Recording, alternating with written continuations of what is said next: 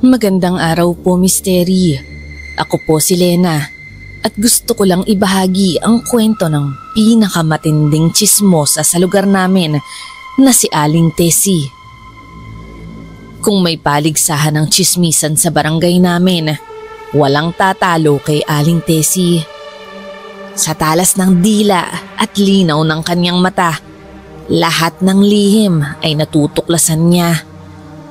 Ang bawat bulong-bulungan, siya ang nauunang makasagap. At ang mas nakakagimbal, kahit anong hindi niya alam, gagawa't gagawa siya ng bersyon ng kwento na aakalain mong totoo. Tuwing umaga, habang ang ibang tao ay abala sa trabaho o pag-aasikaso sa pamilya, siya naman ay nakapwesto na sa kanyang trono. Isang lumang bangko sa harap ng tindahan ni Aling Remy. Hawak ang kaniyang paboritong pamaypay na kahoy na ginagamit hindi lang sa pagpapalamig kundi sa pagpukpok ng kanyang punto kapag may bagong tsismis na isisiwalat. Sa tabi niya ang kanyang tropa, mga kapwa matandang walang ibang libangan kundi ang makialam sa buhay ng iba. Para silang mga judge sa isang fashion show kung makakuda sa lahat ng dumadaan. Dami mong napamilya. Kayo yata yung umuubos ng bigas sa tindahan eh. Uy, late ka na naman sa trabaho. Baka masisante ka niyan. Iha, tumataba ka yata. Hinay-hinay sa kanin. Kung may pinakamapanghusgang dila sa kanilang grupo, walang iba yon kundi si Aling Tessie. Siya ang reyna ng mga marites. Kung ang tsismis ay apoy, si Aling Tessie ang nagpapalakas ng hangin para lalo itong lumiyab. At kapag may hindi siya gusto, kayang-kaya niyang wasakin ang reputasyon ng isang tao gamit lang ang kanyang dila. At doon nagsimula ang lahat. Kung may isang tao sa lugar namin na pinakaayaw ni Aling Tessie, walang iba kundi si Aling Mira. Tahimik lang si Aling Mira, biyuda, walang anak at nag-iisang nakatira sa dulo ng eskinita. Kung titignan mo ang bahay niya, para lang itong isang lumang kubo na dinaanan ng maraming taon. Pero kung maglalakad ka malapit rito, hindi mo maiiwasang mapansin ang kakaibang linis nito. Ang mga bintana, laging makintab. Ang bakuran, laging maayos. Ang bubong, hindi man lang kinakalawang o tinutubuan ng lumot. Kahit pa ang ibang bahay sa paligid ay sirang-sira na. Walang sino mang nakakaalam kung saan siya kumukuha ng pera. Hindi naman siya nagtatrabaho, pero hindi rin siya naghihirap. Hindi siya tulad nila Aling Tessie na isang kahig, isang tuka sa pang-araw-araw na buhay. Habang ang ibang mga kapitbahay ay baon sa utang at namomroblema sa pambayad ng kuryente, si Aling Mira naman parang walang iniisip na kahit ano. Presko ang itsura, hindi mukhang puyat at minsan pa nga may mga bagong gamit na makikita sa bahay niya. Isang araw, may bagong kurtina ang bintana niya. Kinabukasan, may mga bagong paso ng halaman sa harapan ng bahay. At sa isang babaeng mahilig magmasid at mag-usisa tulad ni Aling Tessie, hindi niya ito pinalampas. Madalas pinag-uusapan ni Aling Tessie si Aling Mira. Para bang naging paborito niyang proyekto ang pagbaklas sa misteryosong buhay nito. kaya ang trabaho ng babaeng yun? Tanong ni Aling Merly, isa sa mga kaibigan ni Aling Tessie, habang inaabot ang sukle kay Aling Remy sa tindahan. Naku, hindi ko alam. Sagot ni Aling Tessie, nakangisi. Pero alam ko, ang sabi ng lola ko noon, may lahi raw yang mangkukulam. Napasinghap naman ang isa nilang kasama. Diyos ko, totoo ba yan? Ano pa nga ba? Tumawa ng bahagya si Aling Tessie. Isipin niyo ha, hindi nagtatrabaho, walang kamag-anak na dumadalaw, pero hindi naghihirap. Baka may ginagawa yang iligal na hindi natin alam. Nagtawanan ang tropa niya, pero kita sa kanilang mga mata ang halong kaba at paniniwala. Bakit kaya hindi yan naghihirap? Saka, hindi ba? Parang hindi tumatanda. Ang tagal ko nang nakikita yan rito, pero ganyan pa rin ang itsura niya. Baka may aswang sa pamilya nila. Doon sila sabay-sabay na nagkatitigan. Pero ako, hindi ko alam kung bakit. Parang may bumigat sa dibdib ko.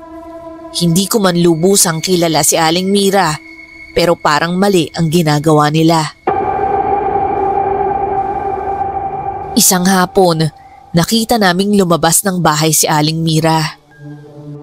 Bitbit niya ang kanyang maliit na basket at tahimik na naglakad sa eskinita, parang walang pakialam sa paligid. Pero syempre, may pakialam si Aling Tessie. At hindi nga siya nagpatumpik-tumpik pa. Sarap ng papasyal-pasyal na lang ano? Malakas niyang sabi habang tinatapik ang kausap niyang matandang nagtitinda ng tinapa. Hindi ko alam kung sinadya o hindi, pero kita ko sa gilid ng mata ko na pahinto saglit si Aling Mira. Pero hindi niya pinansin, mas lalong ginanahan si Aling Tessie. Kung marami rin akong pera, malamang yan din ang gagawin ko. Kaso, kailangan kong paghirapan ang kinabubuhay ko sa marangal na paraan, hindi katulad ng iba dyan. Bigla namang tumigil sa paglalakad si Aling Mira. Dahan-dahan siyang lumingon, saka tumayo sa harap ni Aling Tessie. Anong problema niyo sa akin, Aling Tessie? Mahina ang boses niya, pero matalim ang titig. Napakurap si Aling Tessie, parang nagulat sa diretsahang sagot. Pero mabilis siyang nakabawi. Aba, nagkukwentuhan lang kami dito, Mira. Bakit? Tinamaan ka ba? Sandaling tumahimik si Aling Mira. Saka lang siya mahina, pero marahang tumawa. Wala naman. At umiiling na lang siyang nagpatuloy sa paglalakad. Tawa naman ang tawa si Aling Tessie. Ay naku, babaeng yun. Matamaan ka, huwag kang pikun. Sabay tapik pa sa braso ng isang dalagang dumadaan. O ikaw, tumataba ka na. Baka hindi ka na makapag-asawa niyan. Sa mga sumunod na araw, muling nakita ni na Aling Tessie si Mira na naglalakad. Kung dati ay nagdadalawang isip siya kung dapat ba niyang awayin ang byuda, ngayon ay mas lalong lumakas ang loob niya. Sa isip niya, duwag lang daw si Mira. Hindi siya lumaban kahapon, kaya ngayon lalo niyang aasarin. Nang tumapat si Mira sa kanila, malakas na naman ang boses ni Aling Tessie. Kung wala ring katapusan ng pera ko, aaraw-arawin ko rin yung pamamasyal. Sana all. Tawa ang ilan sa tropa ni Aling Tessie, nakikisakay sa kanya. May nagbubulungan, may tumitingin kay Mira na parang naghihintay ng magiging reaksyon niya. Pero hindi inakala ni Aling Tessie ang isasagot ni Mira. Magtrabaho ka kasi. Hindi yung bibig ang pinapagana mo. Bigla namang napatahimik ang buong paligid. Napatigil ang ibang matatanda. Ang nagtitinda ng tinapa, napahinto sa pagsasalansan ng paninda. Ang ibang kapitbahay na nasa labas, biglang nagkunwaring busy. Pero kitang-kita sa kanilang mga mata ang excitement sa nangyayari. Anong sabi mo? Mariing tanong ni Aling Tessie. Nakitang-kita sa kanyang muka ang galit. Ang sabi ko, magtrabaho ka. Hindi yung puro chismis ang inaatupag mo. Umakyat ang dugo sa ulo ni Aling Tessie. Masyado siyang nasaktan. Bakit ikaw? Hindi ka rin naman nagtatrabaho ah. Hindi ko pa nga nakikitang may ginagawa kang kahit ano. Hindi ka nagtitinda. Hindi ka sumasali sa mga gawaing pang barangay. Saan mo kinukuha ang pera mo? Nakangiti lamang si Aling Mira. Tila walang epekto sa kanya ang mga salita ni Aling Tessie. May pera ako. Bakit mo ko igagaya sa'yo? Halos mag-abot ang dalawang babae. Napailing naman si Aling Remy sa tindahan. Nako, magkakasampalan ata tong dalawa. Hoy Utoy, kunin mo nga yung iPhone ko. Videohan mo, dali! Kung hindi lang sila inawat ng ilan nilang kakilala, baka nga doon na mismo sa eskinita nagkabunuan ang dalawa. Kinabukasan, habang nagkakape si Aling Tessie sa tapat ng bahay niya, panay ang kuskus niya sa dila niya. Hindi ito yung tipong simpleng pagsayad ng dila sa ngipin o paglunok ng laway. Misteri, talagang kinakamot niya ito. Parang may nakadikit na kung ano na ayaw matanggal. Oh, bakit? Anong nangyayari sa'yo? Tanong ng isa niyang kaibigan habang abala sa paglalagay ng asukal sa kape. Ewan ko ba? Parang may nakadikit na kung ano sa dila ko eh. Ang kati at parang nangangapal. Akala nila wala lang yun. Pero ilang oras ang lumipas, Misteri. Mas lumala ito. Ang kati! Ang kati ng dila ko! Kitang-kita ng mga tao kung paano niya kinakayod ang dila niya gamit ang sarili niyang kuko. Parang gusto niya ng balatan to. Sinisiksik niya ito sa gilid ng ngipin niya. Sinusundot-sundot na parang may gustong dukutin. Para siyang kinapitan ng garapata, hindi mapakali. Baka naman allergy yan.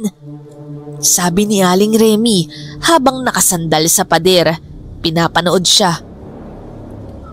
Allergy? Sa kapeng iniinom ko araw-araw? Sagot ni Aling Tessie. Inis na siya sa nangyayari sa kanya. Hindi niya na mapigilan. Dinuro-duro niya na ang ilalim ng dila niya. Sinusubukang tuklapin kung ano man yung parang nakaipit doon. Sinusubukan niya ring magsipilyo ng madiin. Halos magdugo na nga ang gilagid niya sa sobrang lakas ng pagkuskus. Nagmumog siya ng tubig na may asin. Sinubukan pati suka at kahit tubig hugas bigas, pero walang epekto. Yung kate parang lalo lang lumalala. Kinagabihan, hindi siya makatulog. Sa ilalim ng kumot niya, napapahawak siya sa pangan niya habang dinidikit ang dila sa ngipin. Napansin niya na parang may bumubukol sa ilalim nito. Parang may gumagapang. Parang may maliliit na daliri sa ilalim ng laman. Nagising ang anak niya sa kanyang ungol at nakita niyang nakapikit si Aling Tessie, pero may pumipilipit sa loob ng bibig niya. May gumagalaw. Nay! Nay! Natatarantang gising nito. Napabalikwas si Aling Tessie. Mabilis na sumugod sa banyo. Sinilip ang sarili sa salamin at napasigaw. Kitang-kita niya. Ang dila niya nangingitim na at nanlalaki ang mga ugat na kakakilabot na ang itsura. Sa sumunod na araw, hindi na lang kate ang nararamdaman niya. Ngayon, namamagana ang dila niya. Nagising siya na parang may nakabarang bato sa loob ng bibig niya. Ang dila niya hindi na talaga normal. Mamasa-masa ito, mabigat, lumobo at tila hindi nakasya sa loob ng kanyang bibig. Nang sinubukan niyang magsalita, hindi na rin siya maintindihan. Parang hinatak ng sariling bigat ang kanyang panga at pinalobo palalo ang kanyang bibig. Nagsimula siyang maglaway ng tuloy-tuloy, mainit at malagkit. Hindi ordinaryong laway ang lumalabas sa kanya. Misteri, parang malapot na sipon na may halong dugo. Sa bawat pagdura niya, may mga maliliit na kulay itim na butil na bumabagsak sa lupa. At sa ika-4 na araw, hindi na niya maisara ang kanyang bibig. Sa puntong ito, hindi na simpleng sakit ang tingin sa kanya ng mga kapitbahay. Kaya't isang gabi, sumugod ang anak niya sa bahay ng albularyo. Tulong! Diyos ko! Tulungan niyo po ang nanay ko! Nang makita ng albularyo ang itsura ni Aling Tessie, napaatras ito. Hindi ito karaniwang sakit. Habang nakahandusay si Aling Tessie, bumubula ang bibig niya sa malagkit na laway. Lumapit ang albularyo at hinawakan ang noo niya. Hindi ito simpleng sakit. May pumipigil sa dila niya. Hindi lang ito basta sumpa. May taong may matinding galit ang may gawa nito. Mahinang sabi niya, pero matigas ang boses. Kinuha ng albularyo ang isang itim na bote na may lamang tubig. Dahan-dahan niyang nilagyan ito ng durog na dahon ng alagaw, isang halaman na ginagamit para labanan ang masasamang nilalang at engkanto. Ang tubig na to, bulong niya habang marahang iniikot ang bote, ay tatanggap ng pangalan ng may sala. Kapag binanggit ang tamang pangalan, gagalaw ang tubig at magpapakita ng anino ng tunay na mangkukulam. Kinuha ng albularyo ang isang matulis na itak na gamit sa anting-anting at inihawak ito sa dila ni Aling Tessie. Hindi para saktan siya, kundi para basahin ang reaksyon ng kulam. Sabihin mo ang pangalan ng may kagagawan nito. Utos niya kay Aling Tessie. Hirap man sa pagsasalita, isinulat niya sa papel, Mira. Binitawan ng albularyo ang itak, walang kahit anong reaksyon. Nagtaas ng kilay ang albularyo. Hindi siya. Napakapit ang anak ni Aling Tessie sa sariling dibdib. Kung hindi si Aling Mira, sino? Dahil hindi si Aling Mira, napaisip pa ang anak ni Aling Tessie. Mayroon pa bang ibang nakaaway si nanay? Baka si Aling Remy. May hindi sila pinagkasundoan dati tungkol sa utang. Muling binanggit ng albularyo ang pangalang Remy. Pero wala rin. Isa pang pangalan ang sinubukan nila. Baka naman si Aling Marta. Kasi siya yung may paniniwala tungkol sa mga kulam Pero tahimik pa rin ang tubig. Walang reaksyon. Napahawak ang anak ni Aling Tessie sa kanyang ulo. Kung hindi sila, sino? Tahimik na inilabas ng albularyo ang isang puting kandila mula sa kanyang dala. Ang kulam ay hindi palaging nakikita ng mata. Pero may paraan para ipakita kung sino ang may kagagawan. Mabilis siyang lumingon sa anak ni Aling Tessie. Kumuha ka ng isang mangkok na may tubig. Walang pag-aalinlangan, tumakbo ang anak ni Aling Tessie patungo sa kusina. Dali-dali niyang kinuha ang pinakamalalim na mangkok at pinuno ito ng tubig mula sa poso. Nanginginig pa ang kanyang kamay nang iabot niya ito sa albularyo. Pinailaw ng albularyo ang kandila. Hinayaan itong matunaw ng bahagya, saka isa-isang pinatak ang mainit na kandila sa ibabaw ng tubig. Habang lumulutang ang mga patak ng kandila, unti-unting may nabubuo sa tubig. Sa una, wala itong malinaw na hugis. Parang simpleng latak lang ng mantika sa ibabaw ng sabaw. Pero misteri, habang patuloy na bumabagsak ang natutunaw na kandila, may anyong dahan-dahang lumilitaw. Isang hugis ng muka. Parang mukha yan ni Linda. Mahina, ngunit may halong kaba ang bulong ng anak ni Aling Tessie. Napatingin ang albularyo sa kanya at saka muling binigkas ang pangalang Linda! Biglang dumilim ang tubig sa mangkok. Sa isang iglap, kumislot ito na parang may buhay. Bumalot ang itim na kulay sa tubig at gumalaw ito paikot. Parang may galit na sumisingaw mula rito. Napaatras naman ang anak ni Aling Tessie. Siya nga yung nangulam kay nanay. Nanghina ang kanyang tuhod at hindi siya makapaniwala. Bakit? Sa biglang pagkamulat ng kanyang isip, biglang nagbalik sa alaala niya ang panahong paulit-ulit na kinukutya ni Aling Tessie si Linda. Tumataba ka, iha. Baka hindi ka na makapag-asawa. Ay naku, kailangan mo yatang mag-dieta. Huy, baka sa susunod, hindi ka na makadaan sa eskinita sa laki mo. Paulit-ulit, araw-araw.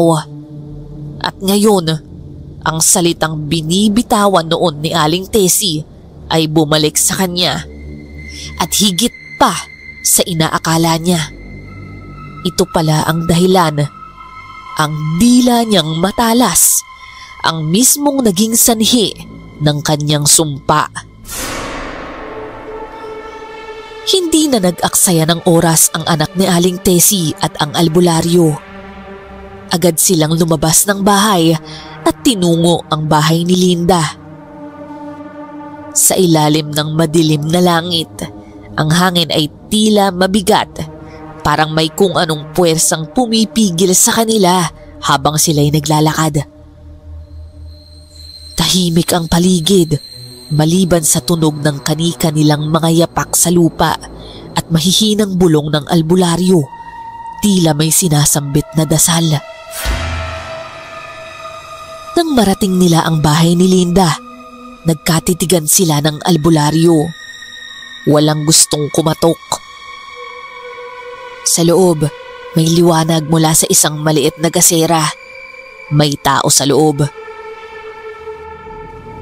Mabigat naman ang pakiramdam ng anak ni Aling Tess, pero pilit niyang inabot ang pinto at malakas itong kinatok. Linda, alam na namin yung ginawa mo. Sigaw niya. Pero walang sagot. Katahimikan lamang ang naririnig nila. Nagkatinginan sila ng albularyo at sinubukan muling kumatok. Buksan mo to. Alam mong wala ka ng matatakasan. Sigaw ng anak ni Aling Tessie. Ilang minuto, saka biglang bumukas ang pinto at dahan-dahan tumambad si Linda. Nakatayo lang siya sa may pintuan. Malamlam ang kanyang mga mata at hindi natinag kahit kaunti. Ang anino ng gasera sa likod niya ay nagpadilim sa kalahati ng kanyang muka, kaya't para bang hindi siya ang kaharap nila. Anong ginagawa niyo rito? Malamig niyang tanong. Isang hakbang ang ginawa ng albularyo. Ang tingin niya ay hindi nagbabago. Diretso, matigas, at walang bahid ng pag-aalinlangan. Alam mo kung bakit kami nandito, Linda. Alam na namin ang ginawa mo kay Aling Tessie. Kumunot ang noo ni Linda, pero hindi siya nagulat at hindi rin siya umurong. At ano naman ang basihan mo? Malamig niyang tugon, kasabay ang bahagyang pagtaas ng kanyang kilay. Hinugot ng albularyo ang boteng may itim na tubig. Sa loob, may bahid pa rin ang kumikilos na anino, parang may buhay na itim na usok. Ang kulam ay laging may bakas at ang sa iyo, Linda, ay malinaw pa sa liwanag ng araw. Ani ng albularyo. Dahan-dahan, itinapat niya ang bote sa hangin. Sa isang iglap, nag-iba ang ekspresyon ni Linda. Mula sa pagiging kalmado, kumislot ang kanyang mga mata at sumingkit ang mga labi niya na parang pinipilit na pigilan ng isang sigaw. Hindi ko alam ang sinasabi mo, sagot niya. Ngunit halatang hindi na kasing linaw ang kanyang boses. Nanginginig na ito. Hindi mo alam o hindi mo inakala na mahuhuli ka. Ang anak ni Aling Tessie ay hindi na rin nakapagtimpi. Bakit, Linda? Anong ginawa sa iyo ng nanay ko para gawin mo to? Sa wakas, naramdaman nilang nabasag ang katahimikan. Natawa si Linda. Isang mapait, mababang halakhak at tila pilit niyang ikinukubli ang lungkot at galit sa kanyang loob. Anong ginawa niya sa akin? Bulong niya, pero ramdam ang puot. Dahan-dahan siyang lumapit. Anong ginawa niya sa akin? Alam mo ba yung pakiramdam na araw-araw, bawat umaga, bawat hapon, hindi niya ako tinitigilan. Lahat ng tao rito, narinig ang masasakit niyang salita sa akin. Tumataba ka, magjeta ka, baka hindi ka na makapag-asawa. Kailan pa naging kasalanan ng katawan ko, ha? Humakbang papalapit si Linda. Ngayon, hindi na niya tinatago ang galit sa kanyang mga mata. Tuwing lalabas ako, siya ang unang makakapansin ng bawat pagbabago sa katawan ko. Kahit kailan, hindi ako nagkaroon ng kapayapaan dahil sa kanya. Puno ng hinanakit ang boses niya at sa kanyang bawat salita, tila mas lumalamig ang paligid. Tapos ngayon, tatanungin mo kung bakit ko ginawa to? Ang albularyo naman ay hindi natinag. At ngayon, masaya ka ba, Linda? Masaya ka ba sa ginawa mo? Tatanungin kita, nakuha mo ba ang paghihiganti mo? Pero ano na ngayon? Tahimik si Linda. Hindi niya alam ang isasagot. Dahan-dahang lumapit ang albularyo. Hawak ang boteng may maitim na tubig. Iha, ang kulam ay hindi biro. Sa oras na binitawan mo ang sumpang iyon, ang kapalit ay dadalhin mo habang buhay. Ang galit ay may kapalit, Linda. Ikaw ang nagpakawala ng sumpa, pero may bumabalik sa'yo ngayon. Hindi mo ba nararamdaman? Napalunok si Linda. Biglang lumamig ang katawan niya. Biglang nagsimulang manlamig ang kanyang mga daliri. Napatingin siya sa kanyang mga kamay at napansin niyang nangingitim ang mga dulo ng kanyang mga kuko. Ano to? Ang kulam ay may balik, Linda. At ngayon, sa'yo ito bumabalik. Napalunok siya. Hindi na malaman kung paano haharapin ang kanyang sariling ginawa. Ang galit na matagal niyang kinikimkim ay unti-unting natutunaw at napapalitan ng matinding pangamba. Napatingin siya sa anak ni Aling Tessie na hanggang ngayon ay hindi makapaniwala sa kanya. Pakiusap, itigil mo na to. Sumikip ang dibdib ni Linda at doon niya napagtanto kung gaano siya pinasama ng sarili niyang galit. Hindi na ito makatarungan. Mabilis niyang kinuha ang isang maliit na pulang tela mula sa kanyang estante. Gamit ang nanginginig na kamay, binuksan niya ito at lumantad ang isang piraso ng papel na may nakasulat na pangalan. Tessie. Tatanggalin ko na. Mahina niyang sabi, halos hindi makatingin sa albularyo. Walang sinayang na oras ang albularyo. Mabilis siyang nagsindi ng isa pang puting kandila at inilagay ito sa harap ni Linda. Ulitin mo ang pangalan niya at sabihin mong binabawi mo ang sumpa. Muling tumingin si Linda sa papel. Napakaliit nito, pero ito ang naging ugat ng napakalaking dusa. Nanginginig niyang binigkas. Binabawi ko na ang sumpang ito. Pinapatawad ko na si Aling Tessie. Sa sandaling sinabi niya ito, biglang umihip ang malamig na hangin sa loob ng bahay. Napansin nilang unti-unting natutunaw ang sulat sa kanyang palad, parang abo na unti-unting nilamon ng hangin. Ang itim na dulo ng kanyang mga kuko, dahan-dahang bumalik sa normal. Halos mapahagulgol si Linda sa sobrang ginhawa at takot. Sa mismong sandaling yun, sa bahay ni Aling Tessie, nagsimula na ang pagbabago. Napadilat siya, nagmamadaling hinawakan ang kanyang lalamunan. Wala na ang pagbigat ng kanyang bibig. Wala na ang matinding sakit.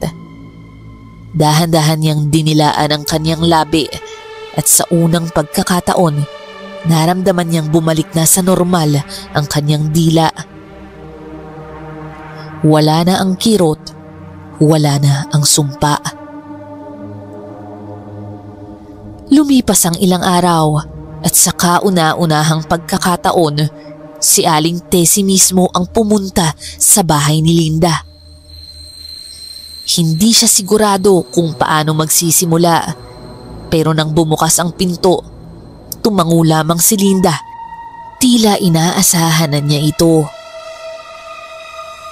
Linda, patawarin mo ko.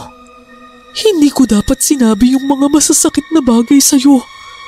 Hindi ko naisip kung paano kita nasaktan noon. Tahimik lamang si Linda. Hindi niya alam kung dapat ba niyang tanggapin ang paghingi ng tawad ng babaeng siyang naging dahilan ng napakaraming gabi ng pag-iyak niya. Pero sa huli, tumingin siya kay Aling Tessie at tumango. Tapos na po yun. Muli siyang napahawak sa kanyang sariling mga kamay. Tapos na nga ang lahat. Matapos puntahan si Linda, may isa pang taong gustong kausapin si Aling Tessie. si Aling Mira. Naglakad siya patungo sa bahay nito. Hindi sigurado kung tatanggapin siya nito pagkatapos ng lahat ng paninirang sinabi niya. Pero nang pagbuksan siya ng pinto ni Aling Mira, isang maliit na ngiti ang nakita niya sa mukha nito. Aba, ikaw pala, Tessie. Hindi na siya nagpaligoy-ligoy pa. Mira, patawarin mo ko sa lahat ng chismis na sinabi ko tungkol sa'yo. Alam kong maling-mali ako ron. Tahimik na tiningnan lang siya ni Aling Mira bago dahan-dahang tumango. Mabuti naman at napagtanto mo rin. Sandali silang natahimik, pero may tanong na gustong itanong si Aling Tessie. Isang tanong na matagal nang bumabagabag sa kanya. Mira, totoo ba ang mga chismis tungkol sa'yo? Ano bang chismis? Na may lahi raw kayong mangkukulam, na kaya hindi ka naghihirap dahil may alam kang lihim. Tumawa naman si Aling Mira, ngunit hindi ito halakhak ng panunuya. Isa itong mahinahong tawa na may halong awa at pagod. Hay, kung alam niyo lang. Dahan-dahan siyang lumingon sa loob ng bahay at saka naglabas mula sa isang maliit na baul ang isang lumang envelope na may lumang resibo at papel. Inabot niya ito kay Aling Tessie. Binuksan naman ito ni Aling Tessie at napanganga sa nakita niya. Iyon ay mga resibo ng pera mula sa ibang bansa. Bago mawala ang asawa ko, sinigurado niya munang meron akong konting kabuhayan. Ang totoo niyan, may paupahan ako sa kabilang bayan. Napakurap si Aling Tessie at tila hindi makapaniwala. Kaya madalas akong umalis ay para puntahan ng aking paupahan. Pero hindi ko kailangang ipangalandakan sa lahat kung ano ang meron ako. Malalim ang naging buntong hininga ni Aling Tessie. Mira, sana mapatawad mo ko. Matagal na kitang pinatawad, Tessie. Pero ang tanong, natuto ka na ba? Tumango si Aling Tessie at sa unang pagkakataon sa mahabang panahon, hindi siya nagsalita. Dahil sa wakas, natutunan niya na minsan ang katahimikan ang pinakamakapangyarihang bagay sa lahat. At minsan, ang hindi pagsasalita ang pinakamabuting gawin.